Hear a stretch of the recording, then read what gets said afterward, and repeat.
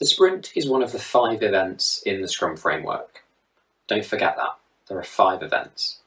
It is a container for the 4 formal inspect and adapt events, which are the daily Scrum, the sprint planning, the sprint review, and the sprint retrospective. As the Scrum Guide so eloquently puts it, the sprint is the heartbeat of Scrum, where ideas are turned into value. Because it is a container event, it is very easy to forget how important it is in its own right. It creates a cadence in the form of its fixed length of 1 calendar month or less, but also it creates focus by aiming for 1 sprint goal per sprint. A sprint could be considered to be a short project.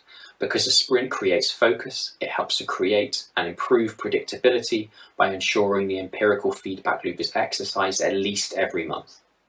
This is really important because frequent inspection and adaptation ensures we monitor our progress towards the product goal consistently and minimize deviations from that goal as much as possible. If your sprint is too long, there is less inspection and adaptation taking place, which will consequently increase the risk. Getting the length of your sprint right can be very challenging. Whilst it is desirable to complete a significant volume of work every sprint, and therefore psychologically the tendency is to extend the sprint and use a longer one, sometimes the market and domain necessitates a shorter sprint because it limits the risk of lost capital. At the end of the day, if your sprint is 1 week long, the maximum amount of investment you could have wasted is 1 sprint's worth, 1 week. The longer your sprint is, the horizon you are aiming at in the form of the sprint goal is further away, which increases the uncertainty and increases the complexity the Scrum team face. There are a few things that happen during every sprint, which we will review now.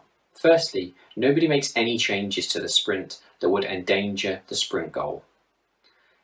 The sprint goal is the commitment made by the Scrum team both internally to themselves but also externally to the stakeholders.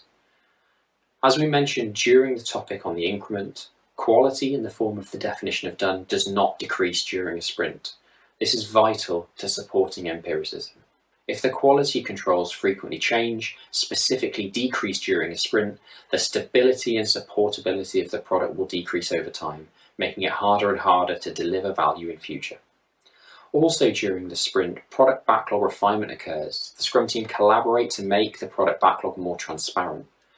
When I say it's refined during the sprint, I mean the Scrum team improve the visibility, accessibility, and importantly, the understanding of future work. And finally, during the sprint, we exercise empiricism, and therefore the sprint backlog may be clarified and negotiated with the product owner to ensure that the sprint is always focused on delivering value.